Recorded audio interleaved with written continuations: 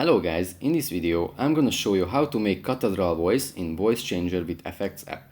But first I just want to mention, do not forget to subscribe to my channel, because at 100,000 subscribers I'm gonna show you my whole YouTube revenue statistics and growth strategy and how to make money online.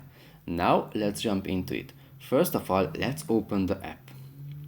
As we can see, here we have a lot of options, but first we need to record something. For record an audio file, press the microphone icon on the top center. For example, let's say, "Hello guys, I will show you how to change your voice with this app." Now we could choose from ton of different effects. For the Cathedral effect, we have to scroll around a little bit and tap on the play button next to the Cathedral text. "Hello guys, I will show you how to change your voice with this app."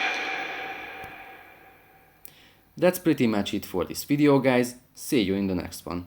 Bye.